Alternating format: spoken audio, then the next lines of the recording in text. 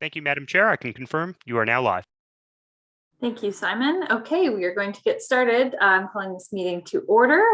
We have quorum here. I believe everyone on the committee is here. I can see them with the exception of Luke Stock, who sent his regrets. Okay, moving right into the meeting for today, November 10th. The first order of business is approval of the minutes from our October 27th, 2021 meeting. Are there any errors, omissions, anything that anyone would like to register with regards to those minutes? No. Okay, then can I please have a motion to approve the minutes? I so move. Councillor, and a seconder? I'll second that, please, Sandra. Sandra, all those in favor? Aye. Aye. We don't have Aye. a tornado threat today. All those contrary minded? Okay, motion carries. Thanks, everyone. Next item is the approval of the order of business and approval of additions and deletions. We do have an addition to the agenda that came through into everybody's inbox today from Simon. I believe that was today. 1 second here, just let me toggle over to that. So that addition is to add item 11.1 case H00520 amendment to the bonus zoning provisions for heritage buildings within the downtown Halifax land use bylaw. I believe that we need a do we need a motion, Simon, and then a vote, or can I just take a vote on whether to add that? I think we can do it with one general motion for the order of business. If there's a desire to add it, we would just have to make sure that we receive 2/3 majority vote on that. So, you know, you can certainly poll members and see if there's any objections to adding it. If there are none, we can just assume it's 2/3, and otherwise we can have a recorded vote. Okay, sounds good. I mean, we'll have to, you know, approve the order of business anyway. So does anyone have any concerns about the added item for today? Thoughts? No? Okay. All right. So then under the approval of the order of business and approval of additions. But that will be after our 10 to 20 millimeters. Patrick, you're not muted. Thank you. Okay, sorry about that, everybody. I need a motion to approve the order of business and approval of additions and deletions. I can make that motion. It's Marisha. Thanks, Marisha. A seconder, please. I'll second that, Lois. Thank you, Lois. All those in favor, please say aye. Aye. Aye. All those contrary minded? Okay, motion carries. So we'll be adding that item under the added items heading on our agenda. Business arising out of minutes, there is none. Calling for a declaration of conflict of interest. Do any committee members wish to declare a conflict of interest as a result of an agenda item for our agenda, which has now been amended to add that second item? Would anyone like to declare a conflict of interest? I have a question. Sure. Maybe Simon can help me with this. One of our items happens to be, well, actually the main item is amending the development agreement for Lovett Lake Estates. Now I am the counselor for that area. And does that put me in an awkward position in heritage? Hello, Councillor. This is Simon Rossiegel, Legislative Assistant. The Clerk's Office, unfortunately, can't really provide guidance to members of our advisory committees about what would not constitute a conflict of interest. It's kind of something that a member has to determine for themselves, but I would direct members to the language of the Conflict of Interest Act, the Municipal Conflict of Interest Act, which specifies that it's mainly a pecuniary interest, which would imply mainly a potential financial benefit. So I think that's, if that's helpful to determining whether you feel you have a conflict of interest or not, that's kind of the extent that I can provide any confidence on that item. Is it possible? Counselor, I can provide you some advice in regards to this. If you have no property in the affected area, personal property, then you have no conflict of interest at all. As a local counselor, you're allowed to hear these things because you are going to hear it again at council anyway. So it won't be a conflict of council. It won't be a conflict of council here. Great. Thank you so much, Councillor Hensby. I was just going to ask you, would you help me out? Thank you. So no conflict of interest. Wonderful. Okay, anybody else have any thing that they'd like to declare? No. Okay. Thank you as well, Simon. My pleasure. Okay, so our first item, or not our first item, sorry, our next item on the agenda. Sorry, everybody, give me 1 second.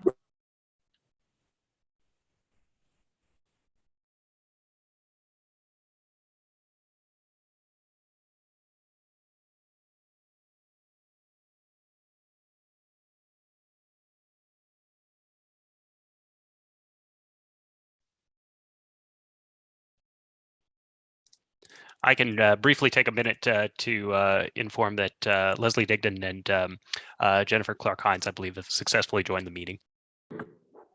Thanks, Simon. Sorry, everybody. There are some telemarketers at my, or not telemarketers, marketing people at my door, and my dog doesn't really like visitors.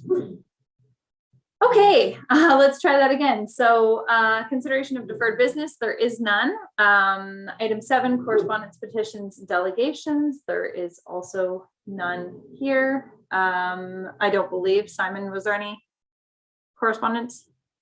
Thank you, Madam Chair. Through you to the committee, no correspondence received. Great.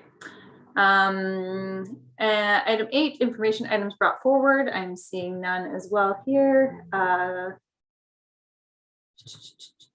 Okay, so we're going to move right into reports and discussion. The first is our items from staff.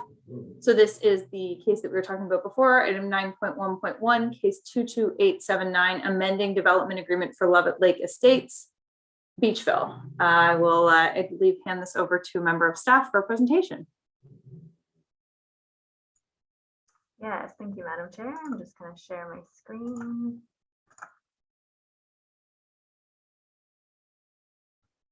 Okay, can everyone see that?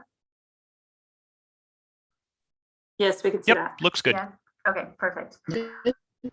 Okay, so good afternoon. My name is Brittany Mclean. I'm a planner with the Urban Enabled Application team here with HRM. Today, I'm here with an application by ZAP Consulting on behalf of Armco, the property owner, and it's for an amendment to an existing development agreement on lands to the east of Lovett Lake in Beachville.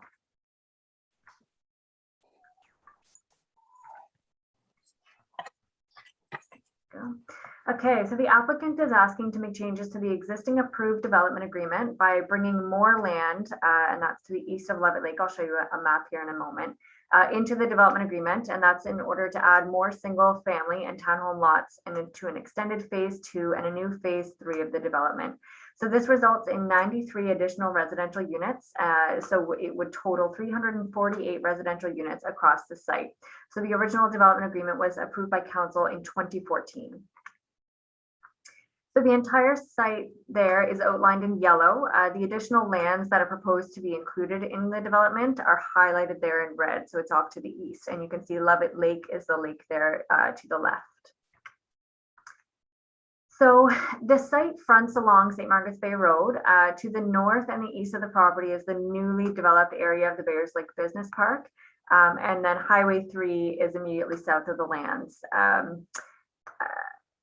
Sorry, adjacent to highway number 3. So immediately south of the lands there, you'll see commercial uses, and that includes an Irving gas station, an auto repair shop, and a car wash, and as well as the municipally heritage registered Beachville Baptist Church, and then beside that, the church center.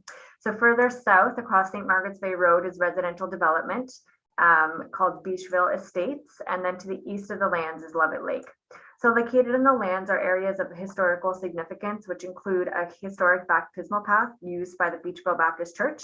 And there's also an area of land where a historic building foundation remains related to the habitations and activity of the first generation War of 1812 Black refugees that formed the community. And that was uncovered and excavated in 2014. So relevant artifacts from that site were removed and are now with the Nova Scotia Museum. Okay, so this is a street view image looking down the St. Margaret's Bay Road. So the Beachville Baptist Church there is off to the left. You can see the kind of the community hall there in white, and then to the left of that is the actual Beachville Baptist Church. And then the site spans the entirety of this view here up along the hill. So ZAP is applying to make changes to the existing approved development agreement. The existing agreement allows 257 residential dwellings made up of single family homes and townhomes to be built over 2 phases. So the application is proposing to add 4 parcels of land there to the right, again, with 93 residential units, the same sort of mix, single family homes and townhomes, which would be 348 residential units in total.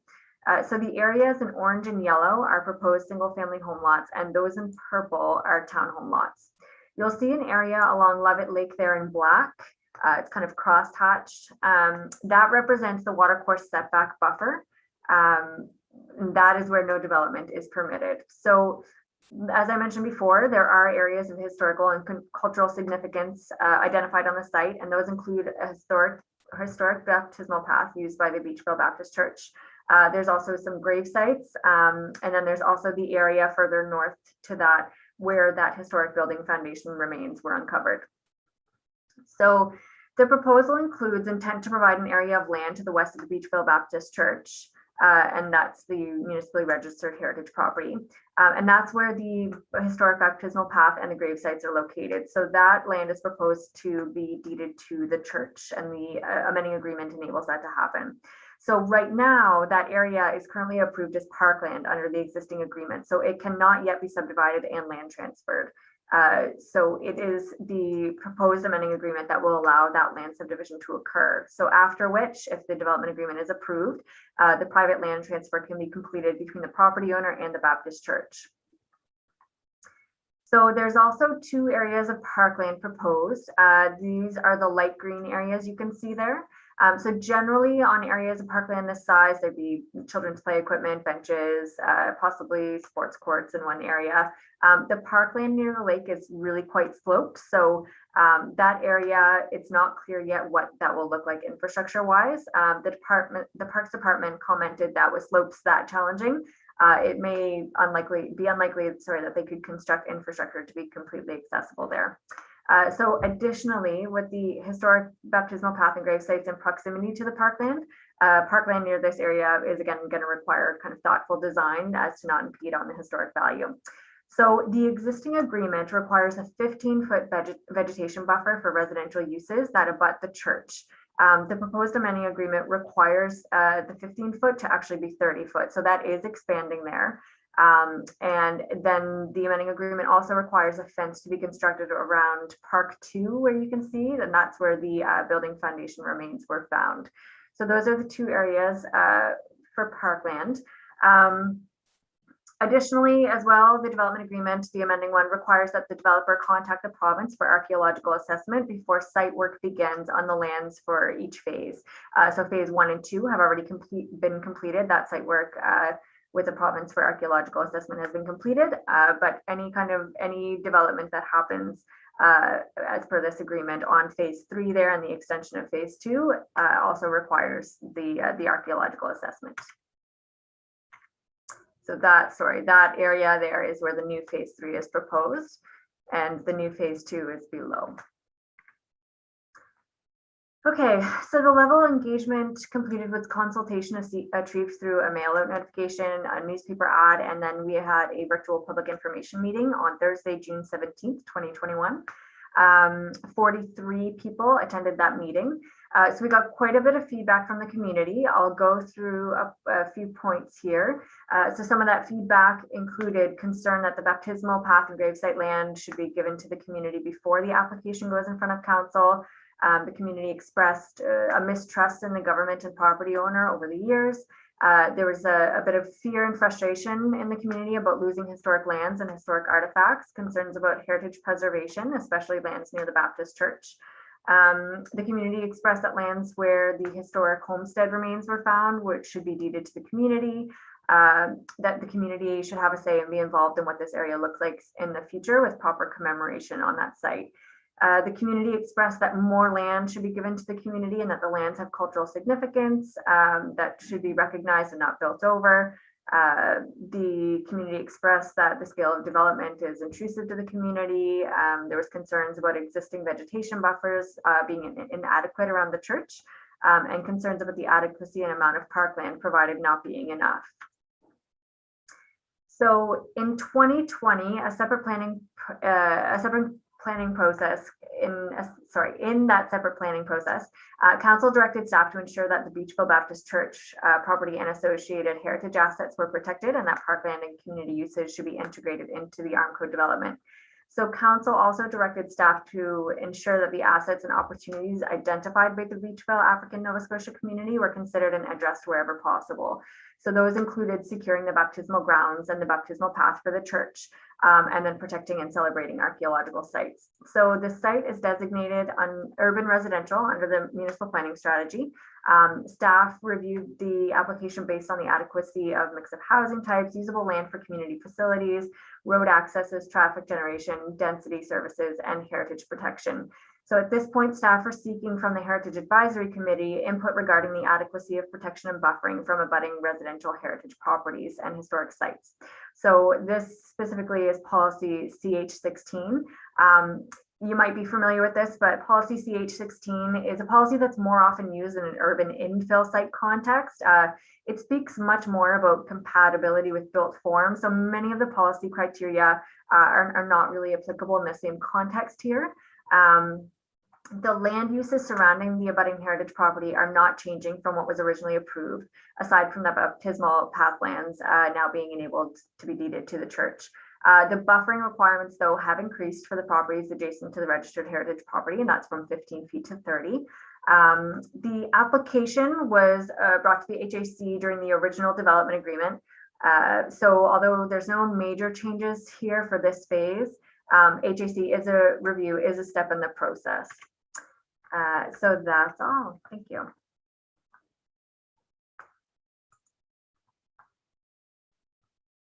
Thank you, Brittany. I'm going to open up the floor to the committee. Does anybody have any clarifying questions to begin with before we put the motion on the table?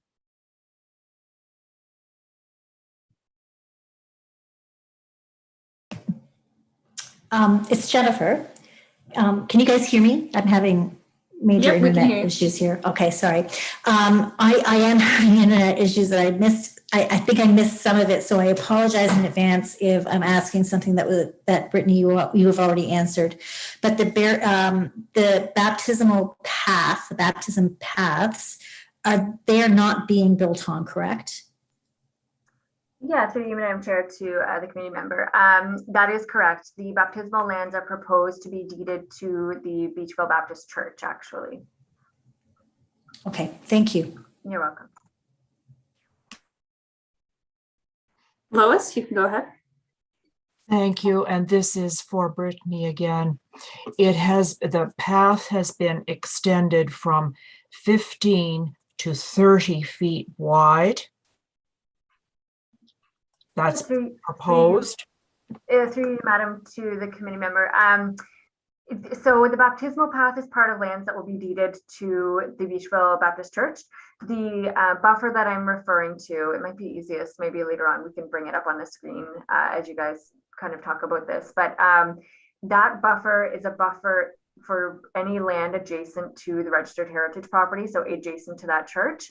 And that's the 15-foot buffer. So the baptismal path is actually to the east of the church. This buffer would be along the east, but also along the northern side where there's residential homes backing on it. So that buffer is really from the residential home lots to the church. So it used to be 15 feet, a 15-foot vegetation buffer, and now the developer is proposing it as at 30 feet. And that was in result of community engagement. The community had noted, they thought that the buffers might have been inadequate at 15 feet. So the developer did make that change to 30 feet there, and it's a vegetation buffer. Thank you, Brittany. Could you bring up the slide that shows the church and the path again so that we can look at it? And are there any closer plans, any more minute plans for that particular area of the development? I just have the one site photo, but I will bring it up because I think it's probably important as you guys look and discuss. It'll be valuable to have it there. So Simon, if you're okay, I'm gonna share my screen again. Yes, that's it. Simon shared it. Perfect. Okay, so the path, the cross-hatched line, black and white, behind the large red dot. What is that cross-hatched area? So that crosshatched area is the area of land that's proposed to be deeded to the church. So it includes that entire area. There are some gravesite some grave sites located within that area. And then further down toward the bottom, it's a little bit hard to see, but that is where the baptismal path goes from the Baptist church to Lovett Lake. Yeah, so the developer's proposing to just take all of those lands, where everything that's crosshatched there, and deed that to the community. Okay, and where does the baptismal path come out on the lake? I can't read the fine print. Yeah, it would come out. The baptismal path has not been used, from my understanding, in a long time. So there's not like the path is a little bit overgrown, but it is in that general area. I guess my mouse isn't showing the general area there, but it's where the orange, yes, Simon, perfect. That is exactly along there. Okay, that helps. Thank you. And final question, where is the cemetery now in relationship to the church itself? The church being under that large black circle. Yeah, the cemetery is toward the north there. So there are some existing marked graves in that area. And then it's my understanding that where the cross hatching is there to the left, yes, Simon, that's exactly where the grave site is there now. If you were to walk up on the property, that's where you would see them. And then there are graves that extend into that area in the cross hatching as well. Thank you both. That helps. You're welcome.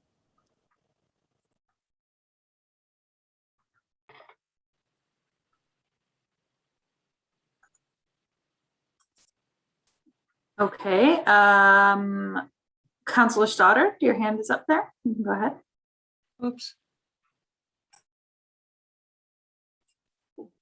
Hi, Brittany. How are you? Good, thanks. That's good. Brittany and I have had a lot of conversations over this piece of property, this development. But anyway, I know there's supposed to be, is there 2 areas of parkland in this development? I kind of got a little lost in the presentation there. Through you, Madam Chair, to the councillor. There is 2 areas of parkland. Again, maybe Simon, if you could share that image there, it might be easiest to pop that back up on the screen. I should know this, but I really forget. No, that's okay. I mean, the plan went through quite a few revisions, so there. So this is the final revision there. So the first area where you can see Park 1, that's the one which is currently, that's exactly where the parkland is proposed, and the change there is that now that piece of land is will be deeded to the community. The second area of parkland is further up. You can see Fog Lane there. It's like on the corner of Fog Lane, Higgins Avenue. Yep, right there. So that is another piece of parkland that's proposed to be deeded to the HRM. And that is where the historic building foundation was found.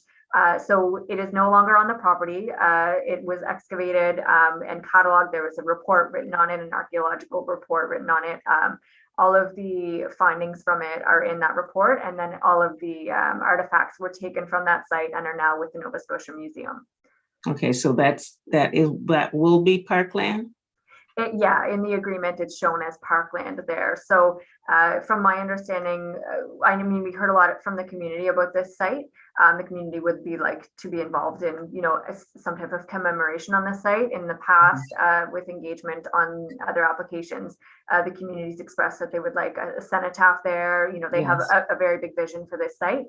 So in the future, if the agreement is approved, that would be something that would be carried out with the Parkland Department in consultation with the community. Okay.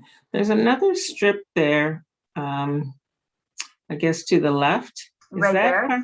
Yeah. It is, yeah. So it's because the watercourse buffer is shown there. Right. That's on top of the parkland. So the parkland does go all the way up there. So the Parkland Department, the amending agreement, shows parkland, and then the amending agreement also negotiates a sum of money. I believe it's $164,000 for parkland upgrades there. Right.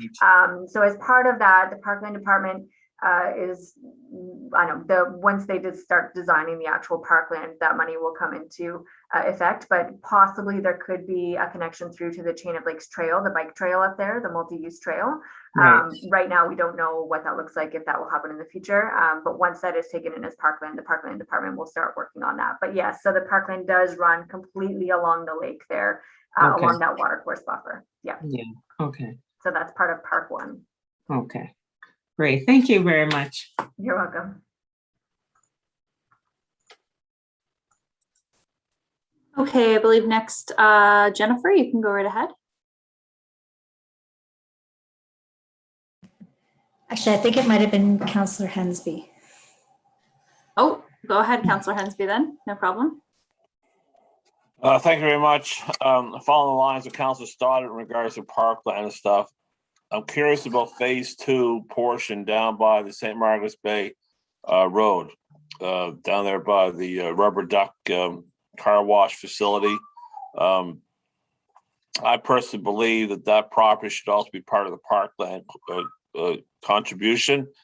That would serve as a trailhead parking lot to access not only the Beachville historic properties there, but also a trailhead access for the Chain of Lakes trails.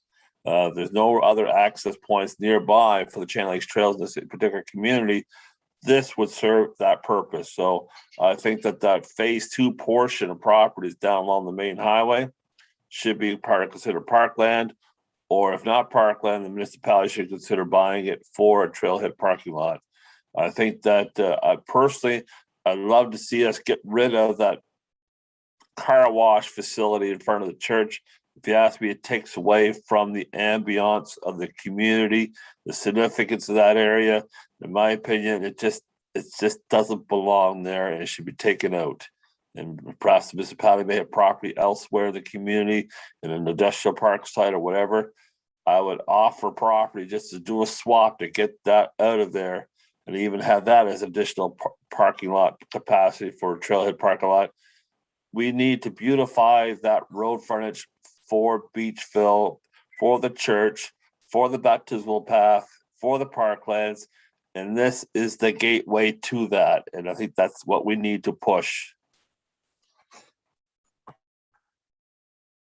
Yeah, thank you. Through you, Madam Chair, to Councillor Hensby.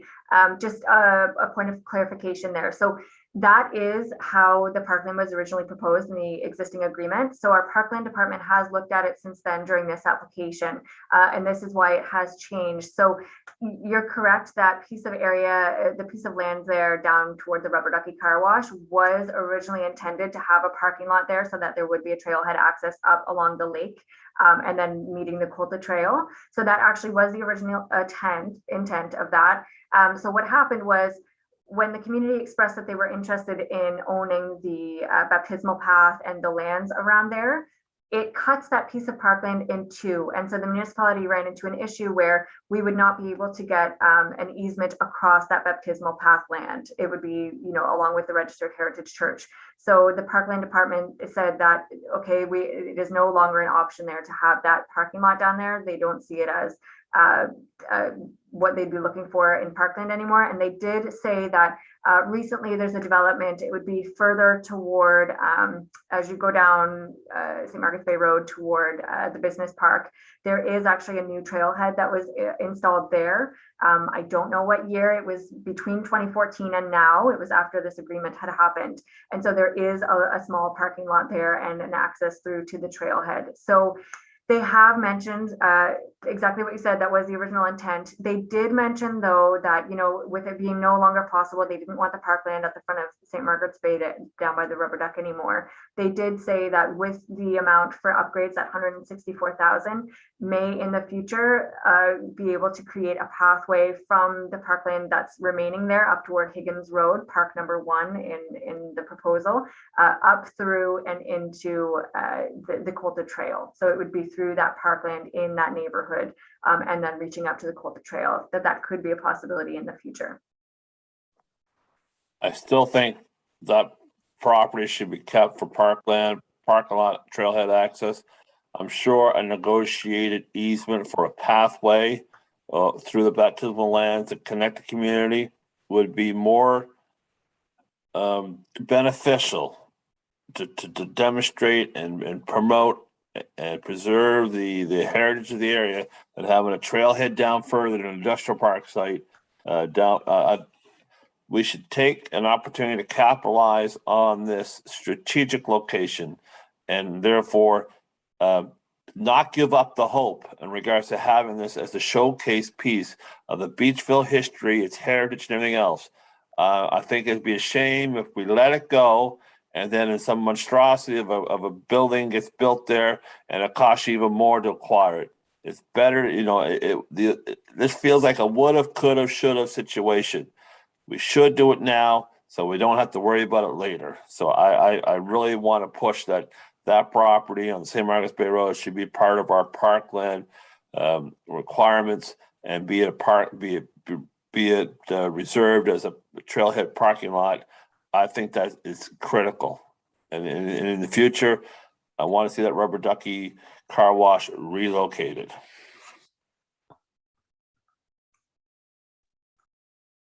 Okay, thanks, Councillor Hensby. I think that, I know that you will also have a chance to talk to staff again about this at council when this comes to council after we've got through HAC. So I'll look forward to watching that conversation happen. Okay, now I believe, Jennifer, you can go ahead. Thank you. I want to 100% agree with Councillor Hensby. I'm really glad that I let you go first, David, because you said it more eloquently than what I was about to say. I have really big concerns. The area in Beachville is losing its identity. There's no question. It sets a precedent for other areas. We're sprawling as a city, and I'd hate to see other communities lose their identity.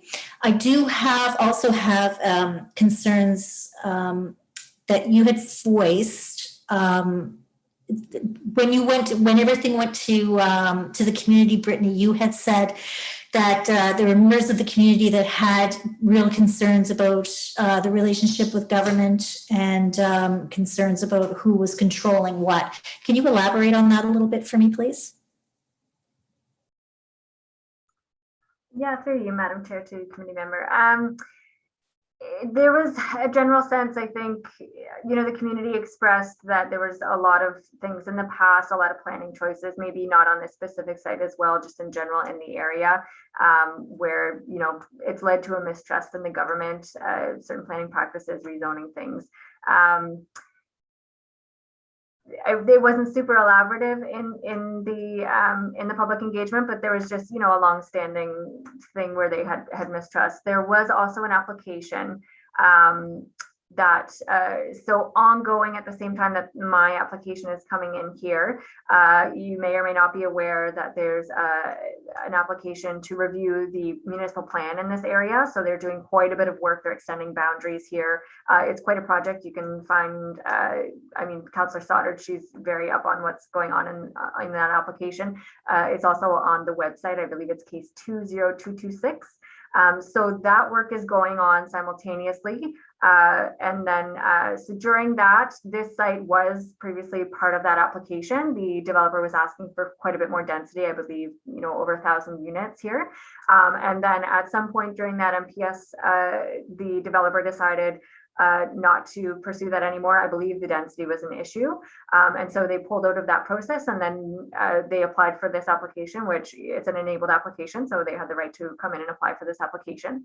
And so I believe there was extensive community consultation done during that application as well. And so I think it might have led to a little bit of confusion in the community about, you know, how someone joins one application and then can cancel and get into another application. But like I mentioned, it is, you know, it's an enabled application. Any property owner would have the right to make the application and ask council to review their application and make a decision on it. But yeah, so I think probably, you know, what was expressed at that meeting was a little bit of mistrust with the government over the years. And then also, I think maybe, you know, there was a little bit of confusion in the community as well about applications. And, you know, they've been talking about this site for quite a few years. That application started, I believe, back in 2014, 2015. So I think there's just a little bit, there's frustration in the community about, you know, well, when is this baptismal path coming to the community? When will this finally be resolved? We've been, you know, having extensive engagement on it. So that's, I guess, where that, the background on kind of those comments that were made at the meeting. Thank you. And I think that also goes back to Councillor Hensby's point of, you know, working with the community and helping advise, you know, to beautify the area. I really do have concerns about this area because I would hate to see its significant, its historical significance lost. And I think we're in danger of, you know, I'd hate to see that the only thing that is left that makes Beachville, a church that you can't even properly see because there's so much commercial around it. Thank you. Thank you, Jennifer. Sandra, I believe that you are next. Yes, thank you, Madam Chair. There were a couple of points that I was wondering about. I noted that there were concerns about the number of trees that would be taken down. And I wondered if any measures were taken to preserve as many trees as possible to give a more natural environment. Yeah, through you, Madam Chair, to the committee member. So there is a tree buffer that's been increased there, and this is right directly next to that registered heritage property, the church. Like I said, it was going from 15 feet to 30 feet. There's also an area of land where there will be buffering along the easternmost side. It abuts an existing residential property, and there will be buffers there with a berm, so kind of like a hill, and then also tree vegetation and fencing as well there. And then there are berms, vegetation along the back where it kind of backs on the existing business park. And then there is also a I believe a 5-foot buffer as well next to the community recreation center next to the church is not registered, only the church is registered. And so next to that property as well, this was done in the approved in the initial agreement by council, a 5-foot vegetation buffer there as well. So those are all of the other buffers that are proposed on this site. Thank you, Brittany. And Madam Chair, the other concern I had was about, will housing prices be too high that people in the community cannot afford them? Through you, Madam Chair, to the committee member. So HRM does not right now regulate any kind of housing prices. I mean, there is a mix of housing. Policy does require a mix of housing for any new developments under these agreements. And that's why you will see townhomes and you'll see a mix of single families. There's larger single family lots, there's smaller single family lots. So that's where that comes from in our policy. But as far as regulating any kind of housing prices, that is not under, HRM is not able to do that. Thank you. Thank you, Sandra. Lois? Thank you. I wanted to say first that I agree with Councillor Hensby. This is a marvelous opportunity to give back to the community and to strengthen its heritage origins. And related to that, I noticed that in the public discussions, someone brought forward the issue around street names. And I'm looking at Brittany's slide again. I only see one proposed name in the new development that has any potential link to the origins of the community. Many of the founding families could be acknowledged in street names, or also links could be built back to the Middle Atlantic states where the refugee Blacks came from during the War of 1812. There's lots of opportunities there. Well, there's only 4 or 5 streets, but the developer should be much more mindful of recognizing the community on which they're going to build, if they are. Yeah, so And I thank you. Back to you, Madam Chair. Thanks, Lois. Yeah, Madam Chair, if you don't mind, I will provide clarification on that as well. So the developer did reach out and they had asked that exact thing, you know, is there any way we can commemorate some family names here in doing our street naming? So we forwarded them to our civic address department.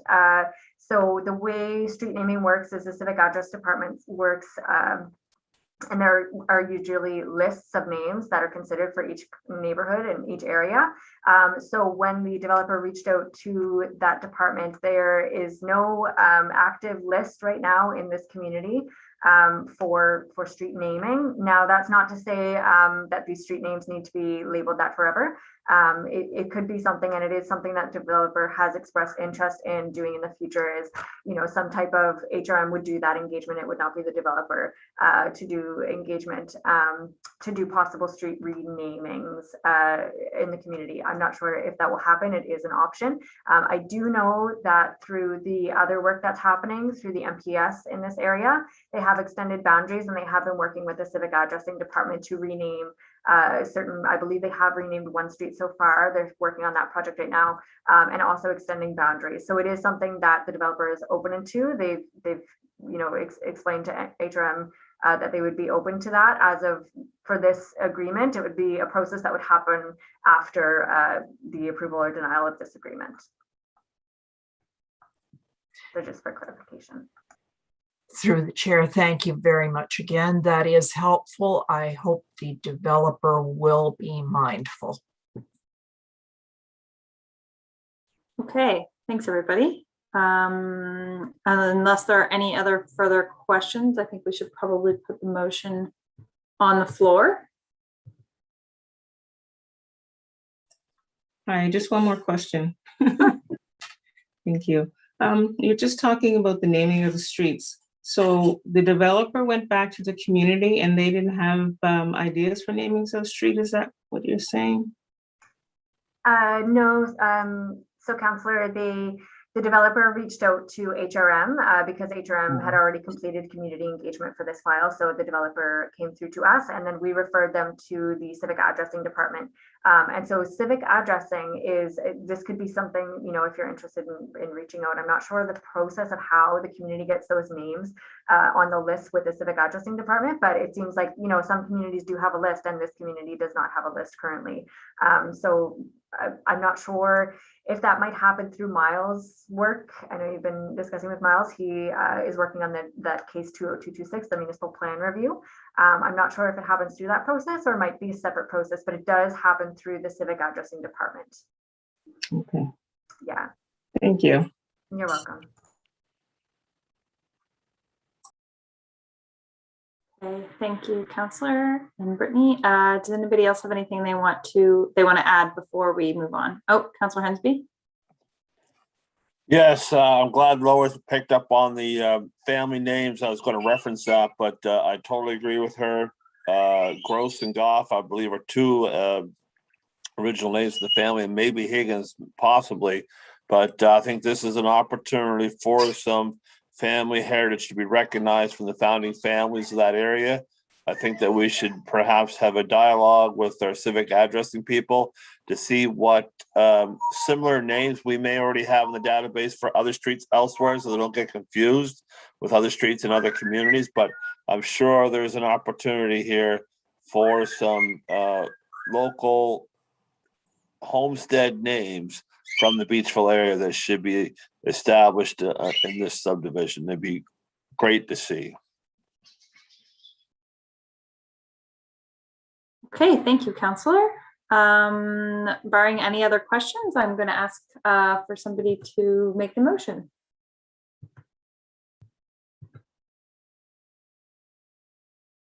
Oh, David, did you have a question? Or sorry, David Atchison, sorry. Yes, I just had a question about the location of the grave sites. Noted that it was in the land that was parkland. So are all the grave sites to be contained within the crosshatched area of the map? And I guess as well, are the grave sites marked?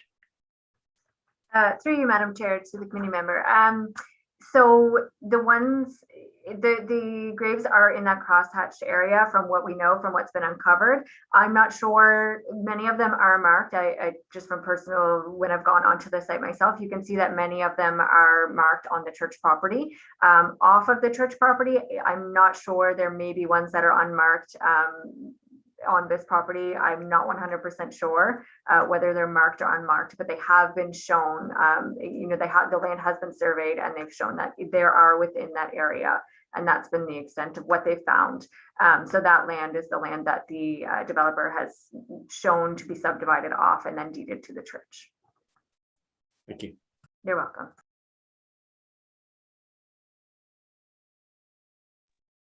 Councillor Stoddard, your hand is up again.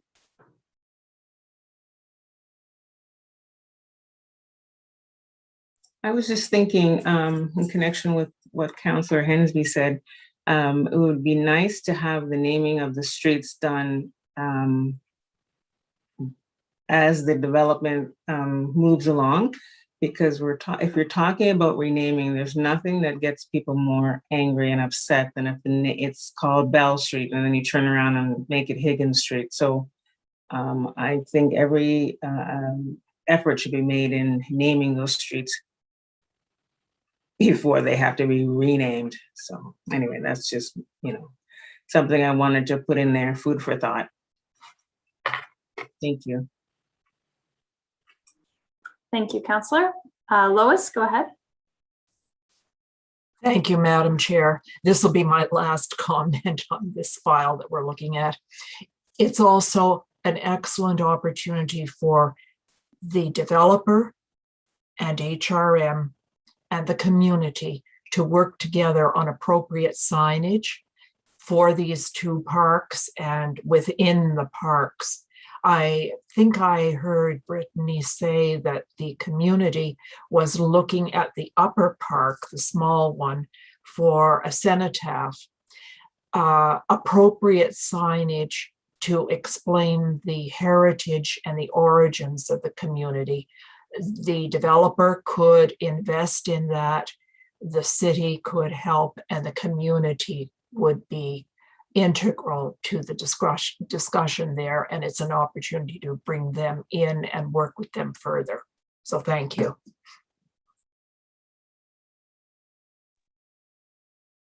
Thanks, Lois. Okay, does anybody else have anything else that they would like to add?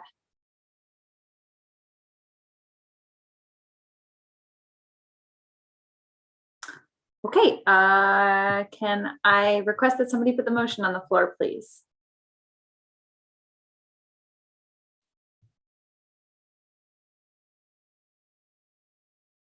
Anybody? I wouldn't mind. Sure, thanks. Make sure I have the right one here. Sorry. No problem.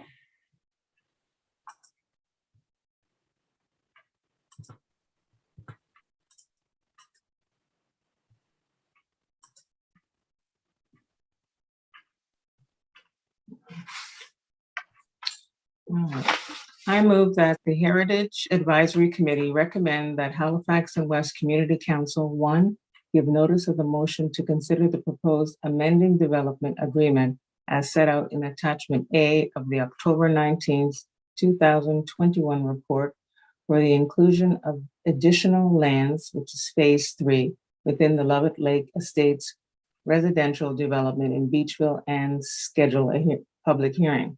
2, to approve the proposed amending development agreement, which shall be substantially of the same form as set out in attachment A of the October 19th, 2021 report. And 3, require the agreement to be signed by the property owner within 240 days or any extension thereof granted by council on request of the property owner from the date of the final approval of council or any other bodies as necessary, including applicable appeal periods, whichever is later. Otherwise, this approval will be void and obligations arising herein shall be at an end. I so move. Okay, seconder, please. I'll second the motion. David. All right, all those in favor of the motion? Aye. One Aye. question, I have one sorry. question before we vote. In regards to the issue we raised today, in regards to the street name is one thing, but the thing about that phase 2 property by St. Margaret's Bay Road should be included as parkland. Is that something we can ask for at council's amendment to this, or is there another process we have to go through to amend this development agreement to include that property? Through you, Madam Chair, to the committee. So anything, I mean, the development agreement is proposed as, you know, not including that as parkland, and that was a decision made by the Parkland Department. I might have to call on possibly Maggie Holm. I'm not sure. I believe from my understanding that council would have to ask for something at the council meeting to make any kind of change. Thank you, Brittany. Members of the committee, my name is Maggie Holm. Many of you probably don't know me. I'm the principal planner with the Urban Enabled Applications team. So I work with Brittany on this file. Councillor Hensby, what you're asking for, I think would be something that you might want to incorporate in your recommendation to regional council. So what this committee is doing is really advising council on relative to the heritage aspects of the application. So if you have alternative things you'd like to add to your recommendation, I think it would be what you would do is add that to the recommendation that's on the floor as a friendly amendment, if that was possible. And if the committee chose to do that, it would go forward to Halifax and West as part of the recommendation from this committee. And then at council, the discussion could be had about whether that would be an amendment to the agreement that council wanted to further investigate or not.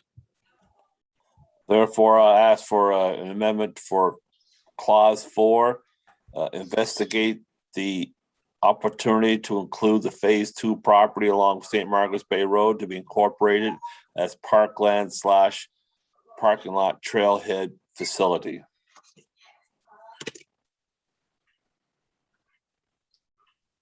Simon, I'm gonna tap you in here. So I've got some of that. Councillor Hensby, if you have some of that wording, if you can put that into the chat, that may be helpful, and I and Sharon can capture that, and also members will be able to just parse the wording there. Wait for my 2-finger typing, hold on.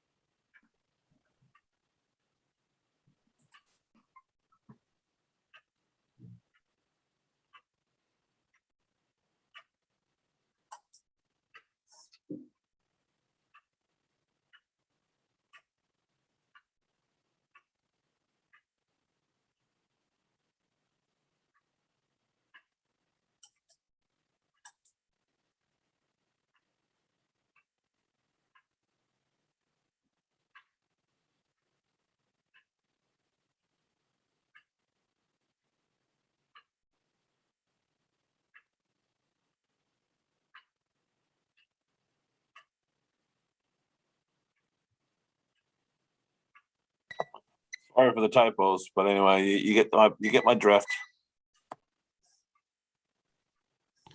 Thank you, Councillor.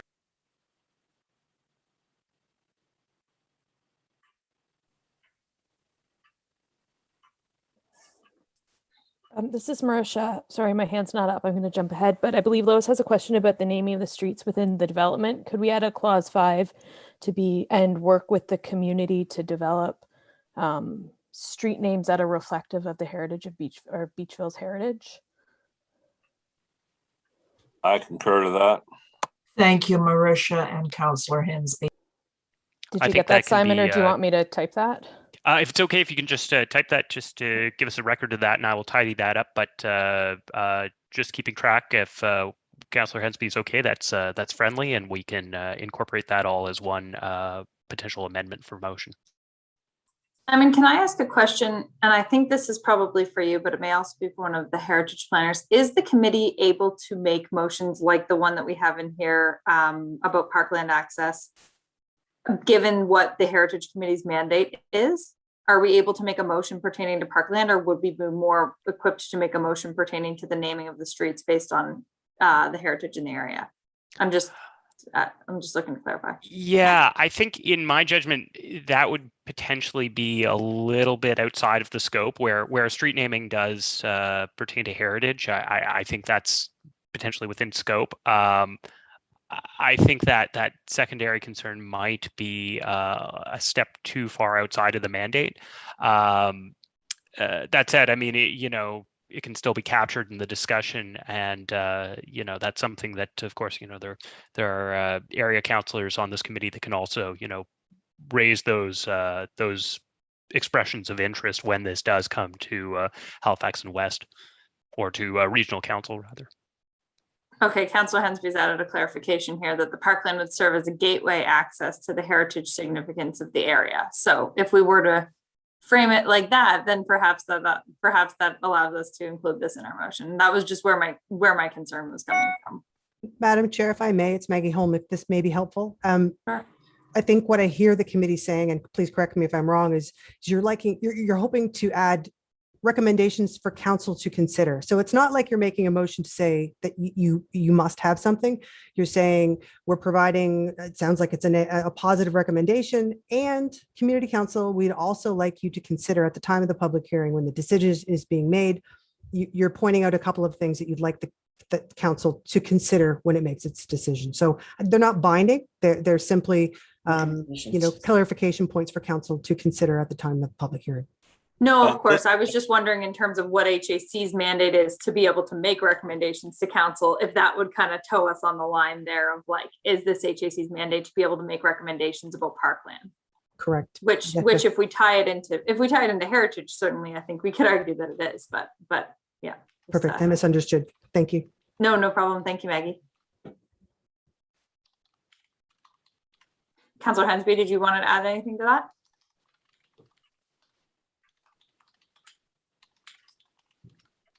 I think we may have lost him. Looks like he's frozen. Yeah. Oh. There's two. You froze. But he's back. Okay, so I think, Simon, if we could add at least reference to the fact that it would be in terms of creating better access or more contiguous access to the heritage property and the heritage in and around the site, that would probably bring us a little bit more into what council would be looking for recommendations for or on from the HAC. And then the second one I think can go.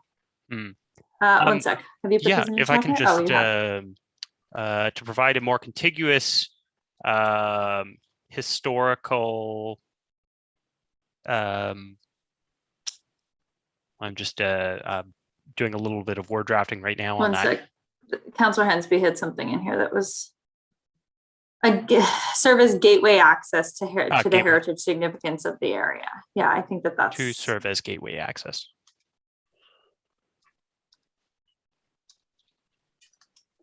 And I will just add that wording for final confirmation from Councillor Hensby, just to make sure that that remains friendly in just a moment.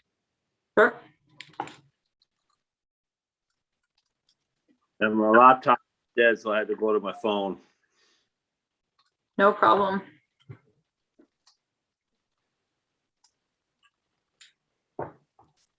Madam Chair, I was just going to say, when we're talking about the naming of the streets, I believe Councillor Hensby had also said the naming of the parks, so maybe we can say parks and streets. Is that doable? Sure, I don't see why not. Yeah. Simon, did you want to add that into that? Street and park names that Yeah. are reflective of the. Yeah. So let me just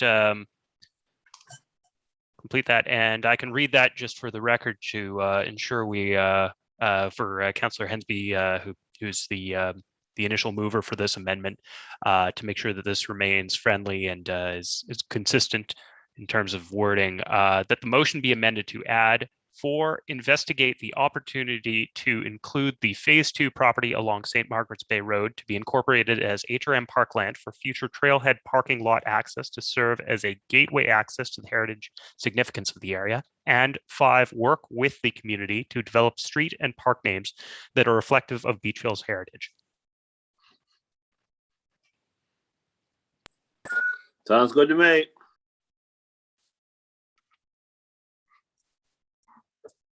At the risk of interrupting, Councillor Hensby also mentioned interpretive panels.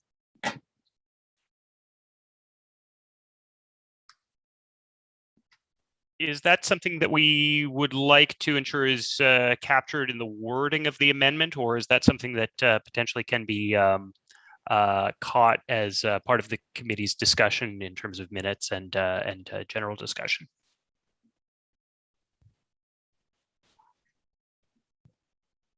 I think including it as a part of the gateway access with interpretive panels, I think would clearly define what we're trying to achieve. Thank you, Councillor Hensby. That I think is the correct approach.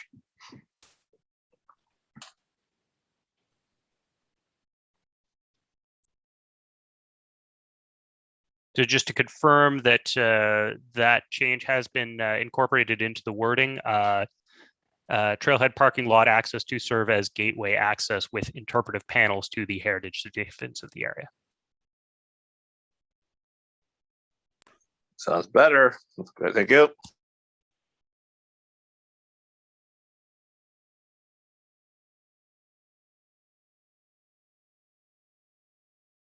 Okay. Simon, are we solid on our wording here? I think so. We have confirmation from the initial mover that all of those items remain friendly. So yeah, unless there's further request for change, I think you're ready potentially to vote. Okay, great. I believe we'll have to add to, someone's going to have to read the motion again, correct? Yeah. Okay. Someone's going to have to read this nice long motion. So right now it is kind of between the motion for whoever chooses to read it, unless we have anything else to add. You're going to have to kind of toggle between the agenda and the chat over in the right of your bar here, where Simon has put his most recent message in here, is the item 4 and item 5 from our motion now. So if somebody would be so kind as to read that motion for us, that would be great. And I think where this motion, this amendment rose from Councillor Hensby, it should be Councillor Hensby that reads the full motion with all friendly amendments, and then we will require a seconder.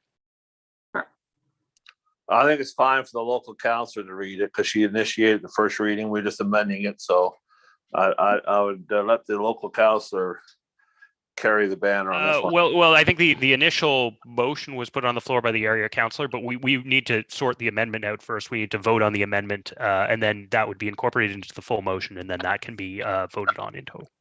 So I just have to read the amended part of section 4 and 5 as. Yes, that's correct. You would read the section for 4 and 5, that the motion be amended, and then we will vote on that amendment and then incorporate that back into the full motion, which will then be voted on. All right. And it remains on the floor. All right, so therefore I move the following amendment, that the motion be amended to add clause 4, investigate the opportunity to include the phase 2 property along St. Marcus Bay Road to incorporate as atrium parkland for future trailhead parking lot access to serve as a gateway access with interpretive panels to the heritage significance of the area. And 5, work with the community to develop street and park names that are reflective of Beachville's heritage. Okay, Simon, I need a vote to Yep, get that. We also do need a seconder for that. Oh, sorry, I need a seconder first, but then I need a vote to put that into the, okay, to include that in the original motion. Okay, sorry, seconder, please. This is Marisha. Oh, sorry. Take your pick, Marisha, Simon. thanks. Yep, no, good, all good. Okay, all those in favor? Aye. Aye. Aye. Aye. Contrary minded? Okay, so the motion to amend the motion carries. We are now back to our now original motion with this added, or with the amendments to it. Simon, that is now on the floor as a whole, or does somebody need to put that back on the floor? Nope, it's on the floor as a whole. So unless there are further amendments, the committee can, if comfortable, Madam Chair, you can call the question on the main motion. Okay. Are there anything else that anybody else would like to add? No, gonna go with no. Okay. All those in favor of the motion on the floor, please say aye. Aye. Aye. Aye. Contrary minded? Okay, the motion carries. Thank you, everybody. And thank you to staff for their help on that one. No problem. Okay, so we are going to move to item 9.2, members of items from the members of the Heritage Advisory Committee. There are none on our agenda today. Motions or discussions, there are also none on our agenda today. Added items, that is where we are going to consider our additional added items. So if you want to open up the report and motion that you were sent today by Simon, that's where that is located for everybody. So this is item 11.1, case H00520, amendment to the bonus zoning provisions for heritage buildings within the downtown Halifax land use bylaw. I believe that that staff has a presentation for us. Yes, hi, Madam Chair. It's Seamus McGrail, Heritage Planner. I'm going to try to share my screen here. Simon might need to help me out.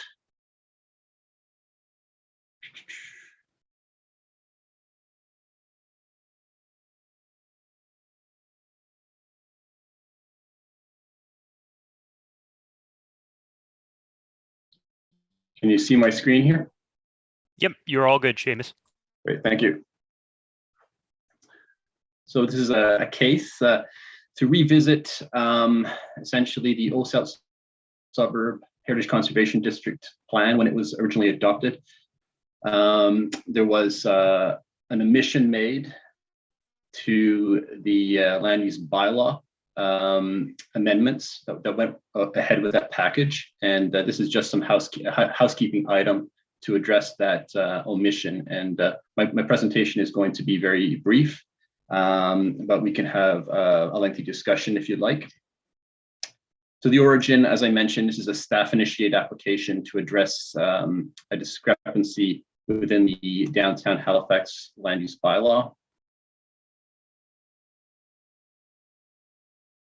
So as I mentioned, when the Old South Suburb Heritage Conservation District came forward for adoption in 2019-2020, we provided a supplementary report in addition to the original staff report to address 3 added recommendations.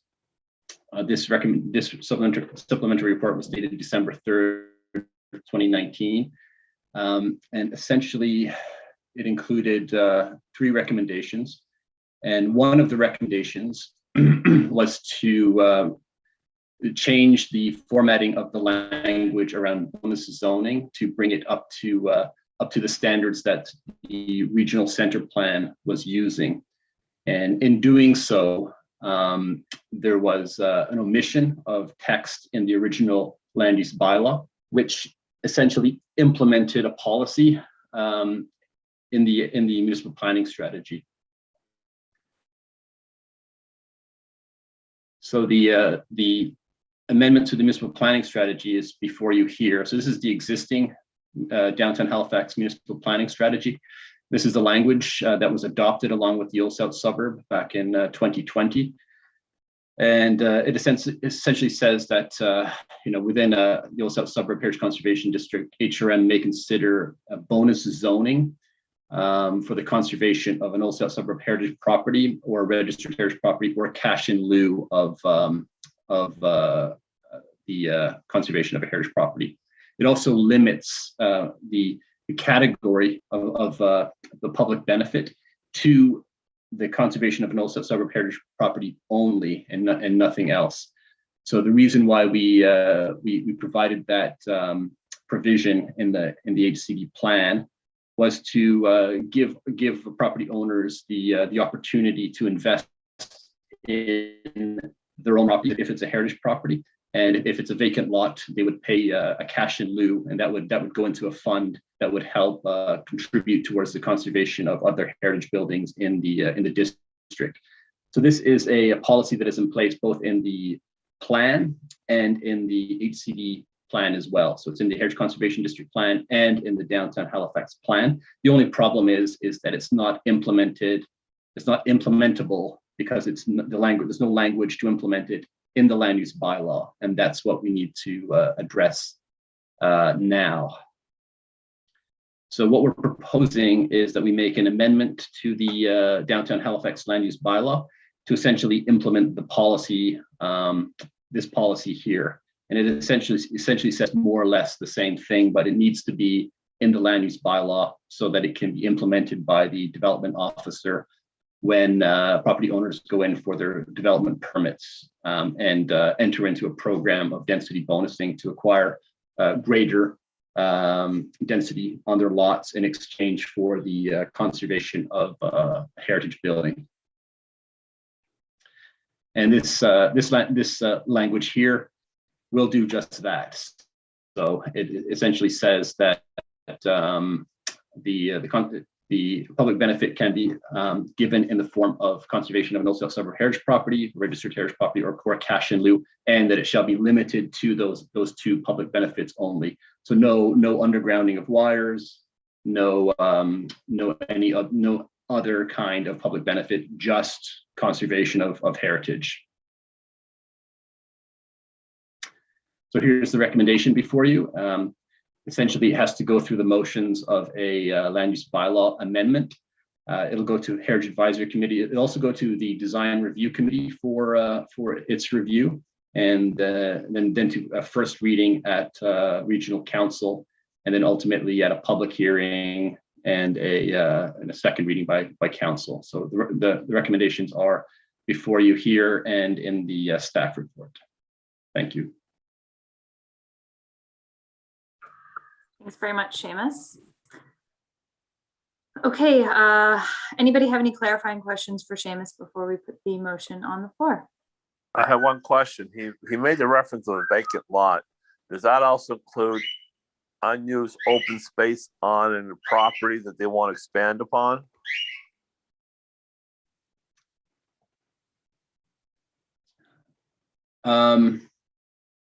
So if the property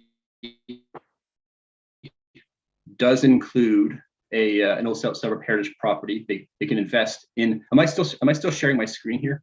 Or no? Okay, great. So if the property includes an Old South Suburb heritage building or a registered heritage building, investments can be made into that resource as part of the public benefit. If it doesn't include an Old South Suburb heritage building and they consolidate a lot and create a larger lot, and that larger lot still does not contain an Old South Suburb heritage building, then the only other option here is to provide a cash in lieu payment, which will go into a fund, which will help fund a grant program that will contribute to the conservation of heritage buildings within the Old South suburb. I'm not sure if that answers your question, Councillor. The point I was making is reference to, for instance, a Young Street or Young Avenue down south end of Halifax, where they took the open side yards and backyards and built new residents in those properties. They subdivided off or condominiumized, whatever. They built more density on the property. And I was kind of curious if this would apply to the Old South suburb. If there's vacant land within the property where the building's at, are they allowed to add on to the building to incorporate more density on the property, or do they have to stay within the confines of the existing building? Thank you for the question, Madam Chair, through you. Yeah, absolutely. What the Old South Suburb Heritage Conservation District Plan and the amendments to the land use bylaw and the design guidelines allow for increased density at the rear of heritage buildings in the district. Okay, thanks. Thanks, Councillor, and thanks, Seamus. Anybody else have any other questions on this topic? No? Okay, great. I think that we can put the motion on the floor if somebody would be so kind.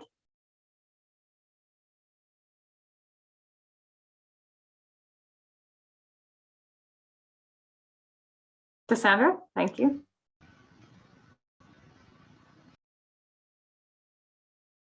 Oh, Cassandra, you have to read it, sorry.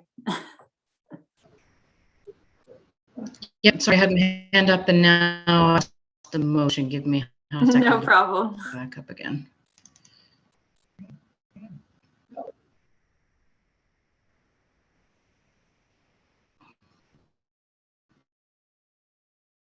I think that Simon actually put it in the chat there if you want to I move use that the Heritage Advisory